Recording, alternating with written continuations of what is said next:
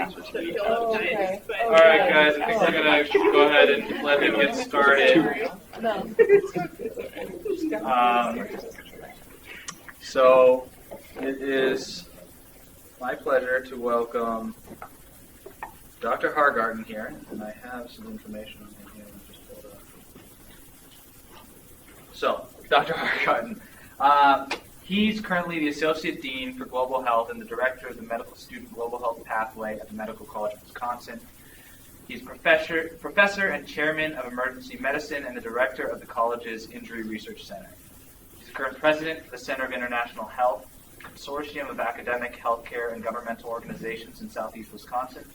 An alumnus of the college, he completed his MPH at Johns Hopkins School of Public Health and Hygiene and is a member of the Johns Hopkins Society of Scholars.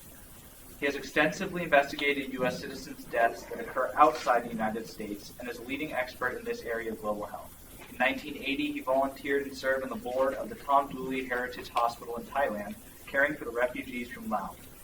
He served on the board of directors and president of the Wisconsin Indochina Refugee Relief Fund, and he had served on the Violence and Injury Prevention Mentoring Committee for the World Health Organization, and currently serves on the board of directors for the Association of Safe International Road Travel.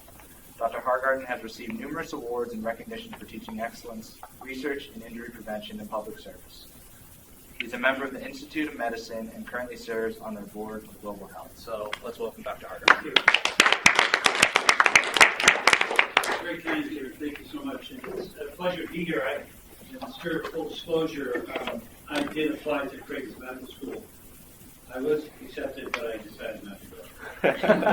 I stayed in Milwaukee with a medical college. It used to be Marquette's Medical School, so I did get the Jesuit influence. I feel very much at home here at a great university such as this. I'm really delighted to have the opportunity to talk with you. We have a fairly truncated schedule that goes to about 3:35 is what I was told. So we're going to get right into it. Perhaps maybe not get through everything, but this is a small group, so please, if there's a question, burning issue, or something that's confusing, don't hesitate to interrupt, okay? See if this works. And it doesn't. Left side button. There you go. There we go. Just want to make sure you know I'm from Milwaukee. Our legacy is we specialize in alcohol delivery systems that are sophisticated, and my research extends to alcohol-related hammock injuries. So you know, okay? See if this is gonna. I don't know if that. Maybe I quite. Yeah, it's so interesting. So this is a very well-known vector. We're not going to talk about this vector. We're going to talk about another one. But we know this vector. We know the process of disease that this little guy, this insect, disseminates, and certainly the Zika virus is on everybody's mind. You got to do this 3 or 4 times, and it just doesn't want to go. I don't know. There it is. Yeah. So this is what I want to talk about today. This is a different type of injury. What you just saw was a biological injury. This is described as a sterile injury, a kinetic energy exchange. And given that that's a concrete pole and a car going 60 miles an hour, that energy transfer is not very friendly to the occupant. And that's what we want to frame today, is that this event is a biosocial disease worthy of examination, just like other diseases are getting attention and properly getting that attention. So a couple of quiz things here. What's wrong with this picture? Got a couple of slides to keep your attention. What's wrong with this picture? Excellent. It's the wrong number. That's Michael Jordan. When he re-entered the NBA, they gave him a wrong number. Okay, you're good. You're on top of it. Good. Okay? There'll be others. So, global injury, it's a big problem. Quarter of that is motor vehicle crashes. A sizable portion is homicides. Another sizable portion is suicide. Intentional injuries, suicide, homicides. Unintentional injuries, car crashes, fires, drownings, falls, poisonings. We just had a great example and presentation of chronic lead poisoning as opposed to acute lead poisoning. It's not very common with lead, but it's more common with other chemicals, including opioids and heroin, which is our country experiencing an epidemic. There's a global distribution of injury. We're going to talk mostly about road traffic crashes. It's very straightforward in a sense, and it gives you an idea of how to frame this, again, as a biosocial disease burden. And it's worthy of discussion because car crashes, in terms of a cause of death, outpaces malaria. Malaria gets a justifiable good look as a major health problem and a burden of disease. But car crashes as a biosocial disease burden seems to be worthy of investigation, and an investigation that's consistent with global health. What's wrong with this picture? His feet. This guy could do that. He's one of our residents, and he actually twisted his leg, and he's got these laxa joints in his knee. It's a very cool guy. He's in Montrose, Colorado. So, car crash, injury deaths going on for a while. Thad Henderson became the first fatality as a result of falling asleep at the wheel. Kind of funny, isn't it? Right. Okay, so here it is. And this is the quote. This is it. This is injury prevention and control. Of those who are wounded by a fall, he who falls from a very high place upon a very hard object and blunt object is in most danger of sustaining a fracture and contusion of the bone. I suspect many of you have had exactly that happen. Did you raise that hand? And what exactly did you crash into? A basketball court. Exactly. Very good. Basketball court, you fell Right into the court. Yeah. No kidding. We'll talk about that later. Whereas he that falls upon more level ground and upon a softer object, think an airbag. It's a softer object. Energy absorbing is likely to suffer less injury in the bone or may not be injured at all. He got it right. That's injury prevention and control. You may fall, but you'll land on a soft object. Maybe prevent the fall, but if you do fall, land on an airbag. You know when those guys, mostly men, but women jump from high buildings and movies? What do you think they're landing on? It's a huge airbag. Huge airbag. Thing is that they just know how to land. This guy is the first scientist that started to apply these principles. Look at the date, 1942. This is relatively new science. It is reasonable to assume that structural provisions to reduce impact and distribute pressure can enhance survival and modify injury within wide limits in aircraft and automobile accidents. First time somebody thought, gee, I just was lucky, versus, well, can we do something different? The guy in my plane died. I was severely injured. Shall we do something about the aircraft, about the car that structurally maybe disseminates the energy during that crash to lessen the likelihood of injury and death? It's a big science breakthrough. 1942, he studied survivals from severe heights, 150 feet. People survive landing on soft objects, snow. Women wearing big skirts, they fall, they have a little parachute effect, they don't get injured or seriously injured. First person that scientifically started to put this all together, 1942. It's not long ago.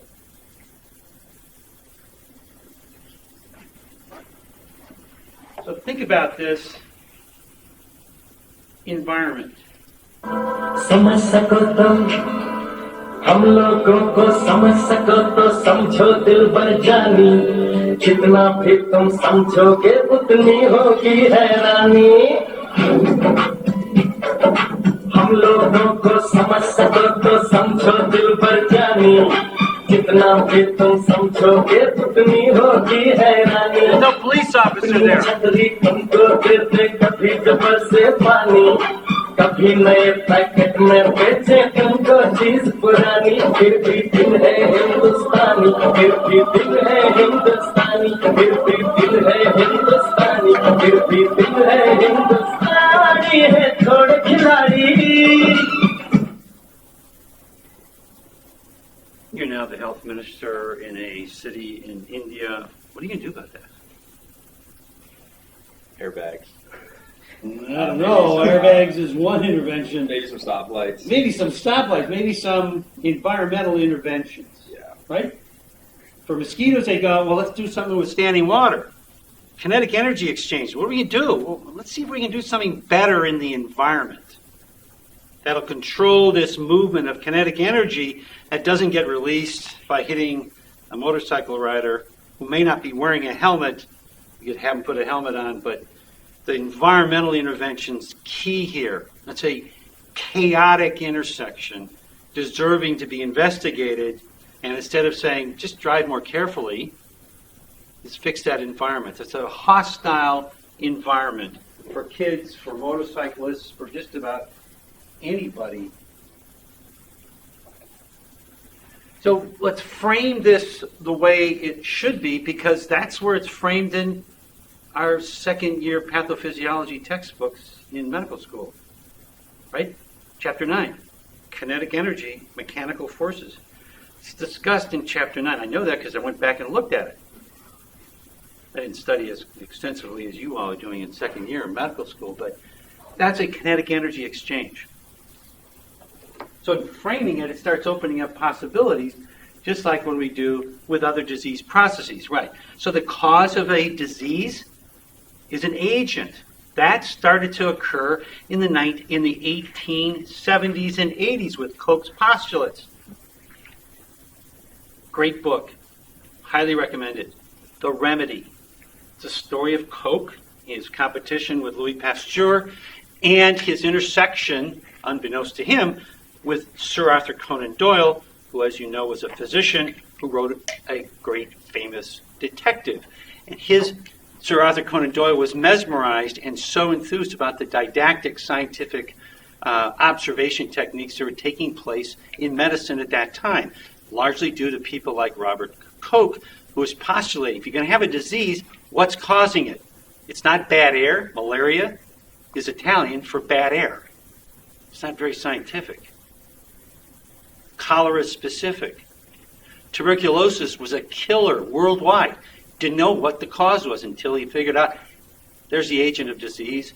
It has a pathogenesis, which occurs in weeks, months. There's structural changes, morphological changes you can see under the microscope on a chest x-ray, and there's clinical significance. That's a disease. Fits the pattern, right? So this little critter carries a virus sometimes, carries a parasite sometimes, and that interchange there, that little stare up, that biological injury results in a predictable disease. In this case, malaria. Pathogenesis, we know, we study, it's kind of interesting. Morphological changes, it's really interesting, and it has clinical significance resulting in hundreds of thousands of deaths. So we apply that to injury. The etiological agent is a physical agent, kinetic energy, resulting in a sterile injury as opposed to a biological injury. And yet the release of enzymes and the alarmins and the other inflammatory substances, fairly similar, maybe having some distinct differences, perhaps in traumatic brain injury from that kinetic energy exchange. But we know that pathogenesis is the key difference. The energy exchange in a car crash, it's over. Quick. We don't study it. We don't see it in medical school. We don't see it in the hospital. What we see is a fractured femur afterwards. We don't see this disease unfold in front of us like we do with other diseases. Like cancer, it's weeks, months. Acute MI, we see over a couple hours. Boy, that's really cool for emergency medicine. We see that unfold right in front of us, and we intervene. Stroke is the same now. Car crashes, it's over. Gunshot wound, bullets long gone. Now we're picking up the pieces at trauma centers. So that's why my hypothesis is we don't study in medical school because we don't see it like we do other diseases.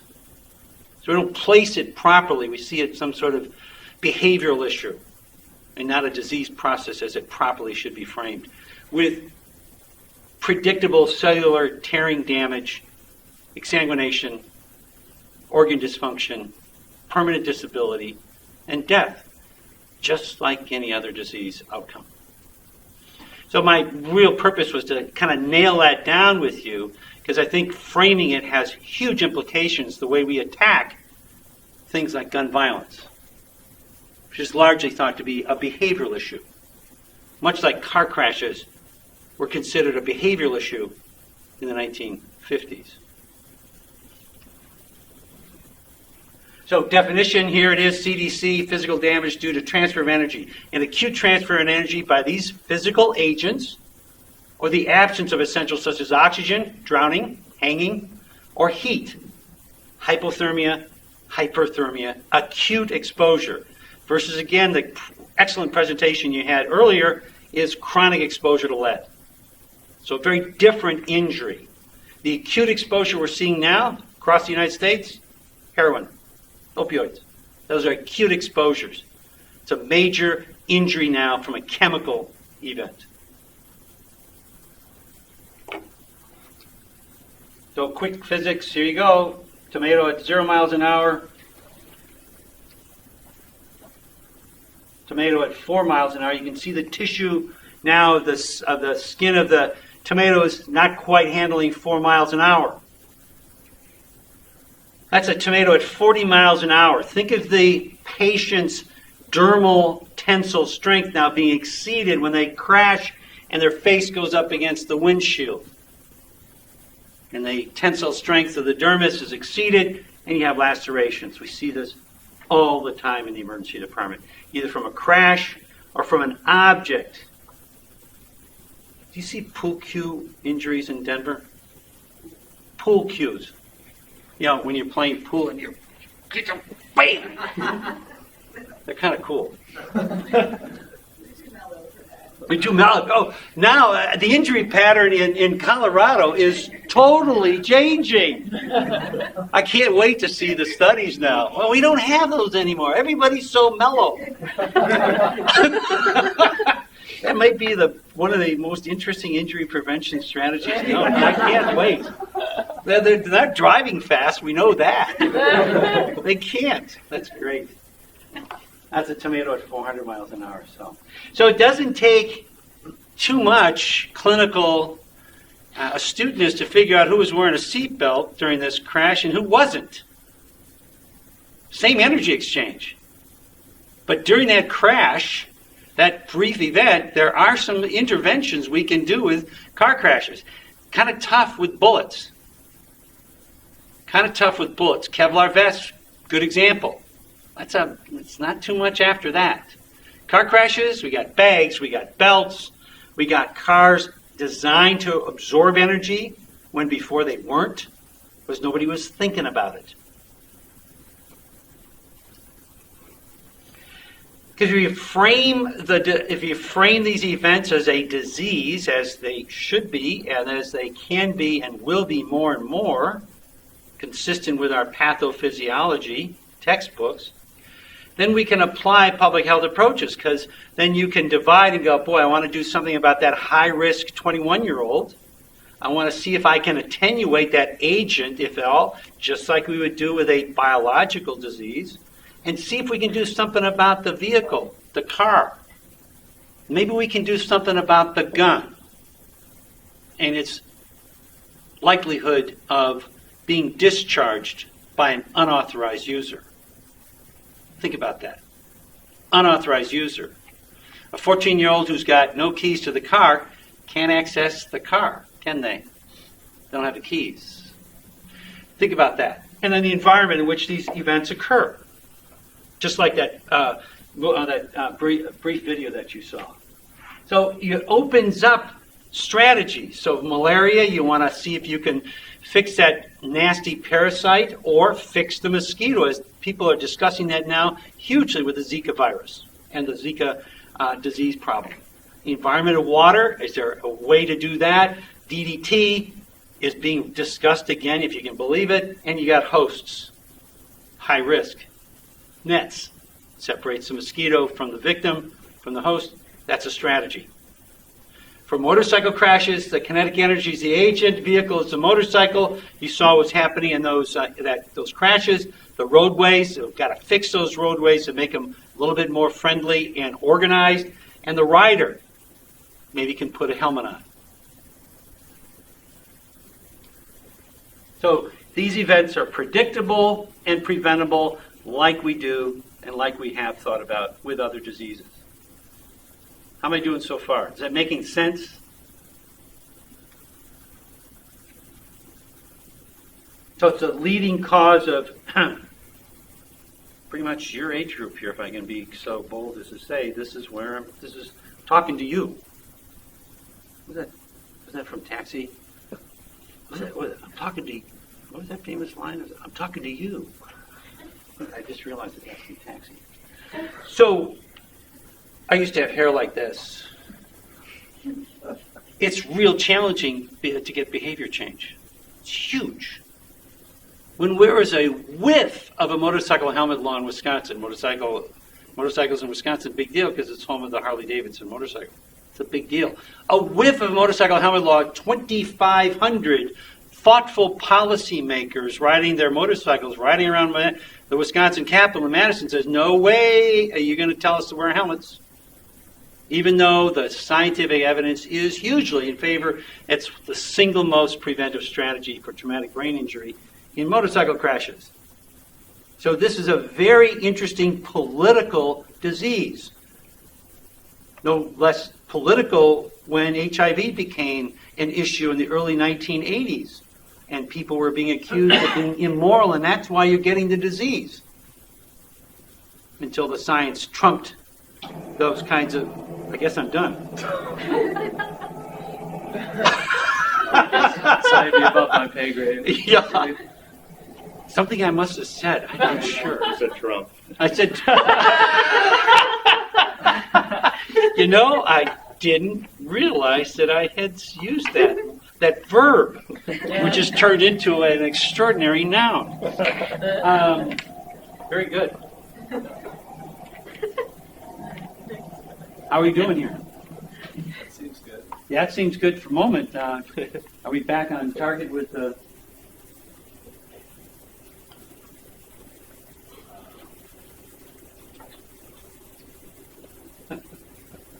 Anyways, it's a political disease. Here it's a small room. You can continue off this while I go figure out. No kidding. how- Wow. All right. That'll be fun. I don't know if I can even advance it. There it goes. I don't know if you can see that. It's kind of a cool picture. See it up there? It's a X-ray. What's wrong with this picture?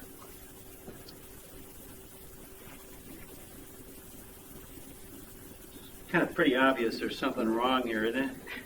There's a patient of mine a number of years ago. He was in a car crash, unrestrained frontal crash, and when he crashed, he went up and smashed into the rearview mirror, and the base of the rearview mirror is embedded in the side of his head. And he was standing, he had gotten out of the car, and he was standing, according to the EMTs, because the EMTs had to persuade him to come to the emergency department. He was, I don't have to go, I'm okay. He was pretty intoxicated. And that was embedded. It's kind of an interesting, my only case of that. It's back on the screen. Oh, great. Thank you. So, this is, if you can see this with a light, this is a Corvair. I think most of you, in fact, all of you, are too young to know what a Corvair is.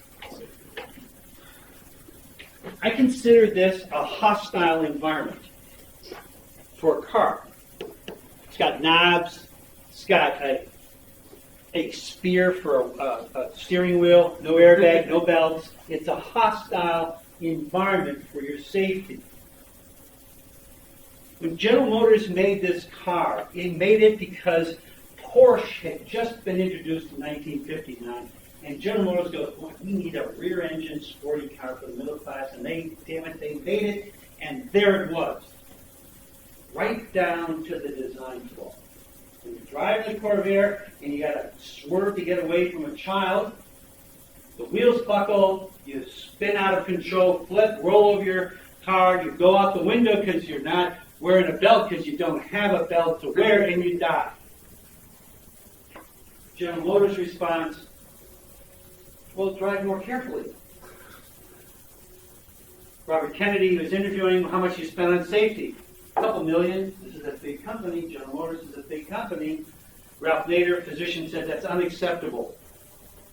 Unsafe at any speed. 1965, a huge paradigm shift saying fix the car. Use a public health approach.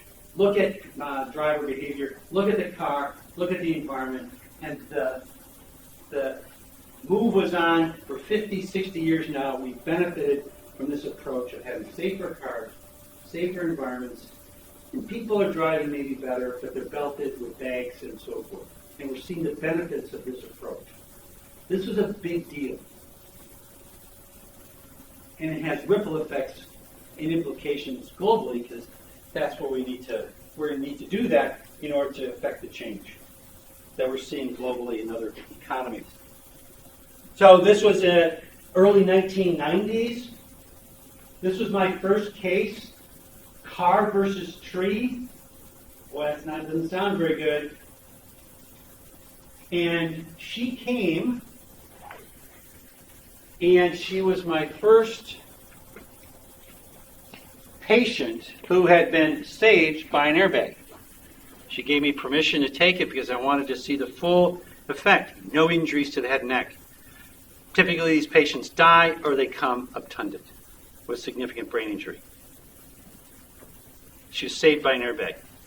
Now, when you go into a car, you got bags everywhere, because that's why cars are being changed to really affect your safety in the event of a crash, because it's predictable the car is going to crash sometime. Okay, so that's really an important success story that we're seeing here, and it's seeing over and over again. The crash may occur, but the person involved or the baby in the car isn't injured because they're properly packaged. Big, big deal. Life-saving.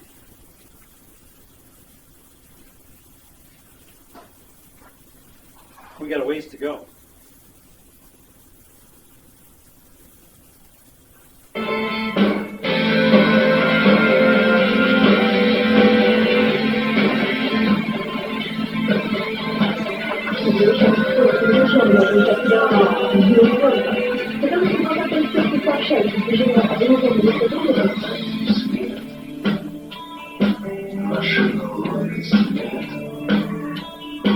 Шального колеса, не открывай глаза. Утро, две звезды взлетают, желания гадают.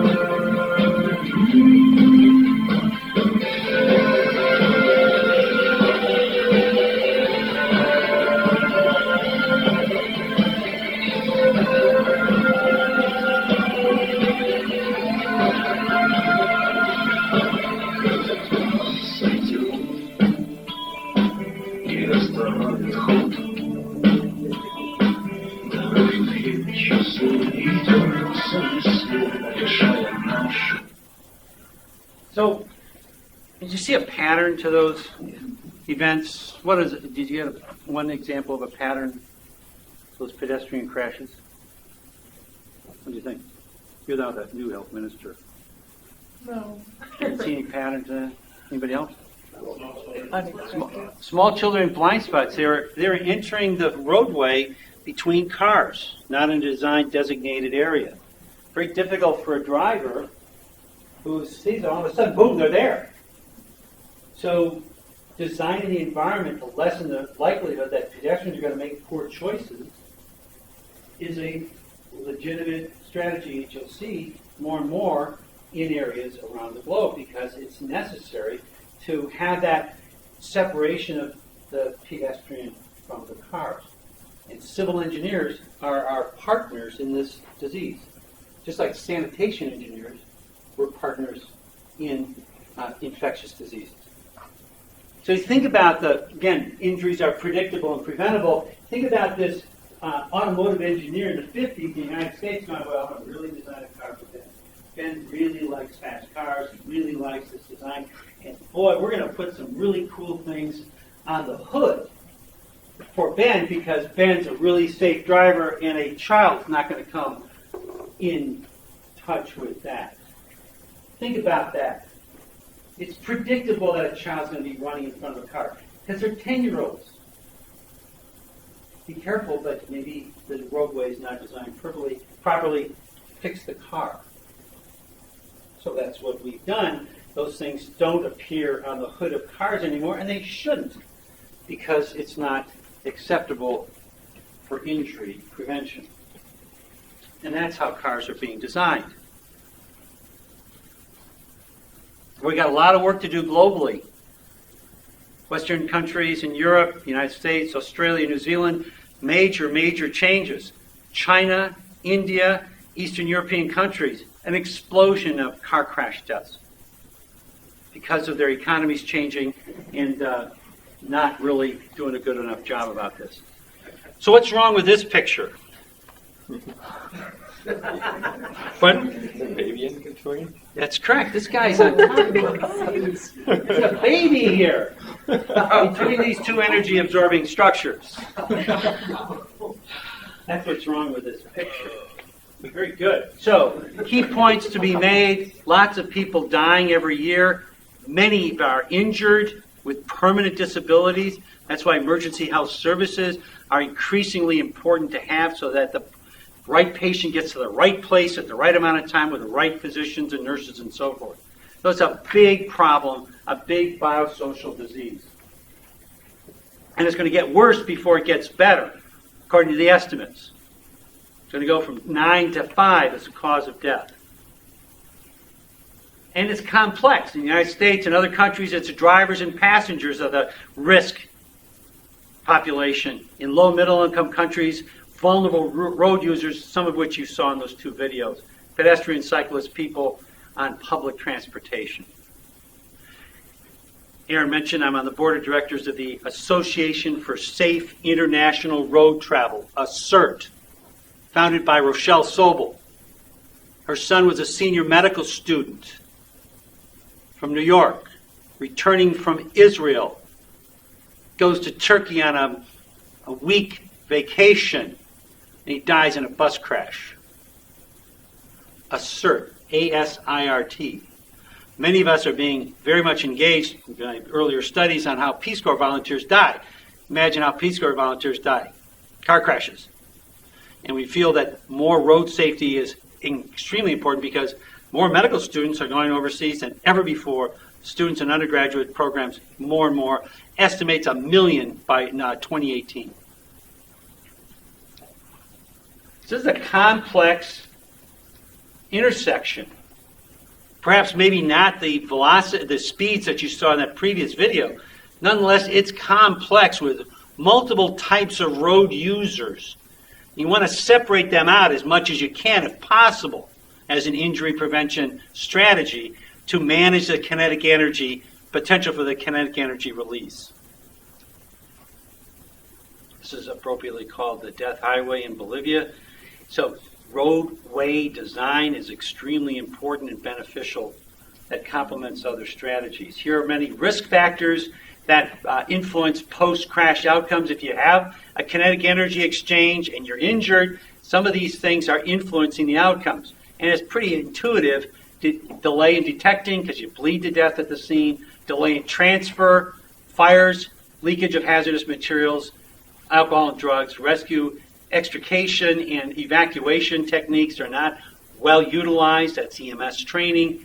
And then once they get to the emergency department and hospital, there's nobody there or it's not organized to take care of this patient, much like we benefit from here in the United States with level 1 and level 2 trauma centers. The other factors influencing crash severity, you can see that if there's a rapid deceleration, that's going to be the issue with speed. Seat belts and child restraints, are they being used or not? Helmets, other protective roadside objects. Like when you crash in the federal highways, you see those big orange barrels? They're there for a reason, because if you swerve into that and crash into that, it's filled with sand or water. I don't think they're putting water here in Omaha like they did in Milwaukee because it's going to freeze. But the sand is very good, but water is in other environments. I almost crashed into one when I was coming home from a night shift. I just missed it. That's there for a reason. It's forgiving. So this is the science field. And global health is ripe for this field to take off. More and more globally. Prevention, you don't want the energy exchange to occur in the first place, so you organize intersections like we saw. But if the event occurs, crash into a pillow, not into a spear. And if you do get injured, boy, there's some acute care going on that is focused, trained, standardized, and you get optimal rehabilitation. So what's wrong with this picture? Drinking and driving. Drinking and driving, that's a bad thing. So what's wrong with this picture?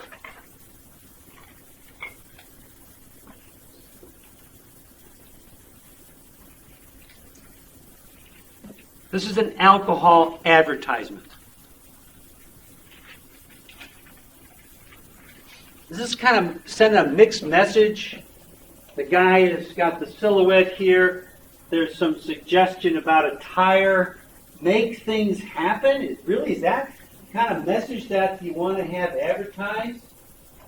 For a beverage that may taste pretty good, you want to enjoy it, but why frame the advertisement like this? Because the data for this injury is that 50% of rapes are associated with alcohol use by the offender, victim, or both. So the alcohol industry is part of the environment, sending mixed messages that we need to be aware of. What's wrong with this picture?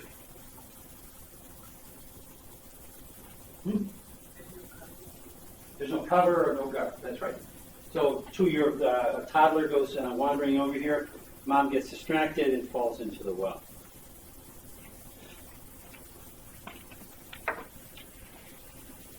Everybody knows what's wrong with this picture, right? What's the most common, has been traditionally the most common cause of fatal house fires in the United States and globally? Cigarettes.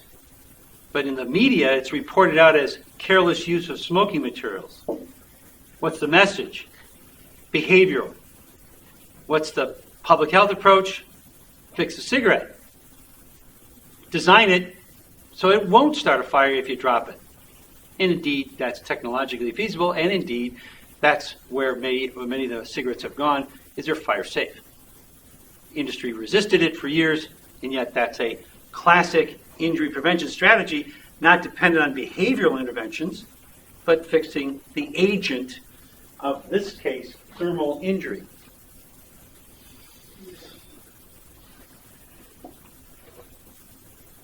There's an estimated 250,000 kids carrying guns as child soldiers in the world. And it's a pretty simple mechanical product. You just pull the trigger. The previous one was a baby, but every other day in the United States, a child accesses this product that carries lethal amounts of kinetic energy, discharges the energy, and the bullet flies into a child or themselves. Strategies? Be more careful. Is that enough? Anybody see Skyfall? Saw Skyfall. So what did Q give to Bond? What's that?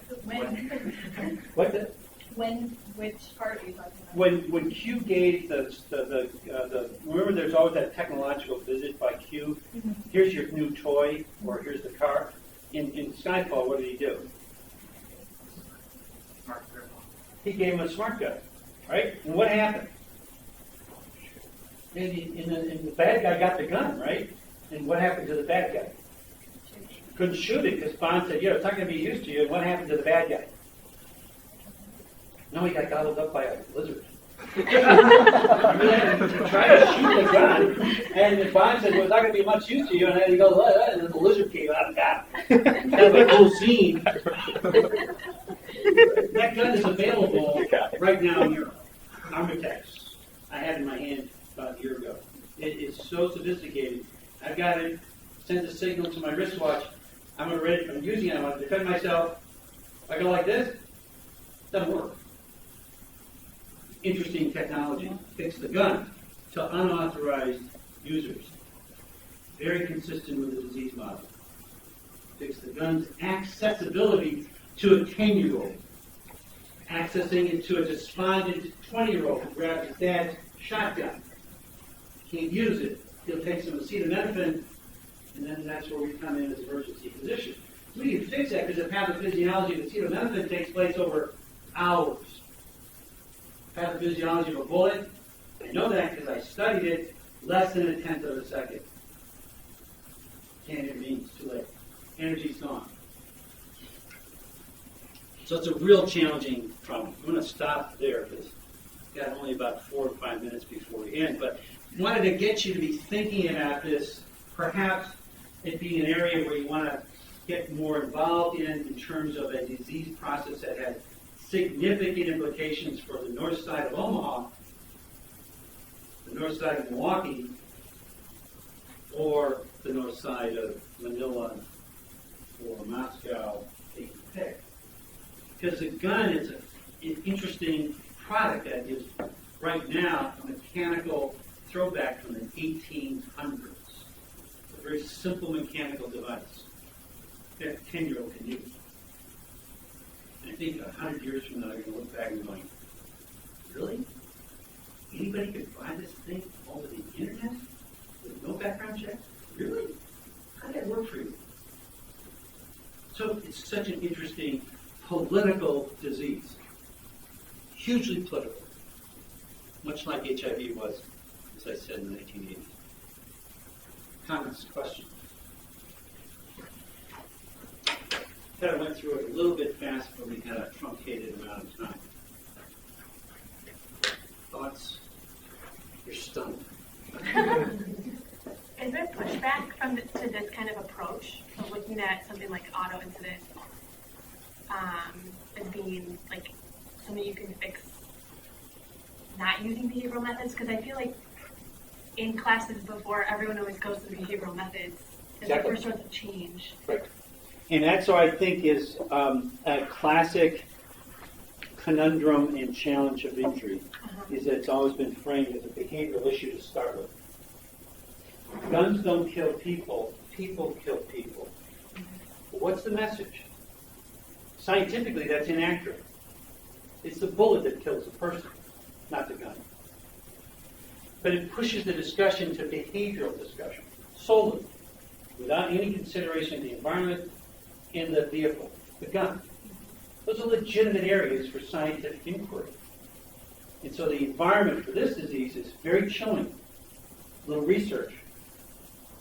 There's a very strong lobbyist. You don't find lobbyists for viruses. It's just not around. There's lobbyists for a lot of the diseases, of the injury diseases, there's a strong lobby. There's a strong lobby for the opioid overdose issue. Big pharma. This is a lot of money. So it's a challenging political disease arena, but it's fascinating and very, very interesting. When you place it squarely in the science, you push aside some of the politics to get to common ground. We're all interested in fewer deaths. Everything's on the table. So it pushes out some of the political noise and the political entrenchment. I want a gun. Great. Let's see what kind of gun you might wish to have. So I don't want you to be carrying a gun. If a bad guy takes it away from me on the street, I'm on the street across the street, and that person discharges a bullet and flies off and kills me. That's called secondhand gun smoke. As opposed to secondhand smoke, when we saw that argument, we had some progress made. It's a real interesting arena to get involved in. Yeah, it's a really important aspect of disease processes that sometimes are very, very political in nature, where they start out political and they dissipate. Other thoughts or questions? Yes, sir. Yes, sir. How do you begin to approach this in like the developing world? Because here, I mean, if a motorcyclist doesn't want to wear their helmet, they don't wear the helmet, but on the technological end, we can create autonomously driving cars and these gun-safe weapons, or I don't know what you call them, safety weapons. Smart guns. Smart guns. But, I mean, where they don't even have enough money to pave a road, how do you begin to design safe roads and cars like that? It's a long problem. I mean, there's a long-standing set of solutions: short-term solutions, long-term solutions. So certain countries they can flip. So in Vietnam, a lot of motorcycles, a lot of head injuries. An individual in Vietnam was a concerted effort. It's a national head vaccine program, helmet vaccine program. He makes helmets. Makes helmets in Vietnam. It's fantastic. I was there at his shop. It's a factory. And he constantly was educating, getting it 20%, 30%, 50%, and all of a sudden the law. Vietnam goes from that to 99%. It's easy to enforce. Get a helmet. So the entire country now has a helmet law. In the United States, it's state-based. And so it's a real, again, a challenge to get those laws passed in other countries, more so than before. Do you think there's any merit to continuing the behavioral change along with the technological advance? 'Cause how I kind of think of it is like, you know, how we always talk about bacterial resistance, but then there's like, bacteria are smart and they figure ways around it. I mean, if you come out with smart guns, people who want to use the smart guns are going to find ways around it eventually. So doesn't there have to be some sort of concurrent effort that matches our, you know, thinking technologically as well as how do we advance our societal, you know, appreciation of these things? That's a great 3-hour seminar. It's absolutely a fantastic question because that has been the tension with injury prevention and control, is the thought that if you put airbags in cars, you're going to drive more aggressively. It's not true. But to abstain from any education approaches is also not good science. So it's all there together. That we force behavior. You know what? It's hard to make 18-year-olds wear a helmet. We're going to make you wear a helmet. But not 25-year-olds because you're an adult and you freely chose to do it. So you have laws that say we're going to force you to be changing your behavior. Speed limits, seatbelt laws. Other behavioral changes are hard. Continuous, constant improvement, which is why automatic prevention strategies are a little step up. Trying to keep kids away from Tylenol is really hard. But if you got a child-proof cap, I can't even access the damn thing because it's so hard. But that's a good thing. Because in the 70s, for emergency medicine, we were seeing a lot of aspirin and Tylenol overdoses. Are kids better kids than ever before? Certainly not mine. And the change in behavior has limits. And then we have unintended consequences. Mr. Yuck was a curiosity, not a deterrent. And there's other examples of that. But that tension is so important to study, to understand, and to complement each other while we're trying to have the final goal, fewer injuries and deaths. I mean, you're talking about helmets, and I know there was a project, I think, in the Netherlands where they made like scarves almost that were helmets, and they like incentivized it by making it a fashion. It's exactly right, and it's so interesting. Those kinds of things are so cool. Yeah. Plus, in the Netherlands, you don't need a helmet law because the traffic patterns are such that your exposure and your risk is so different. So, yeah, it's a great example of that tension in education and, let's make it fashionable. So I think it's a real interesting area to continually look for. So it's a great question. I think your time is running out. So, all right, thanks so much. So you're getting the just-in-time technical director. Oh, you did. Right, In the no. past. Yeah. Yeah, right in the back of the truck. Right in the back of the truck. Like,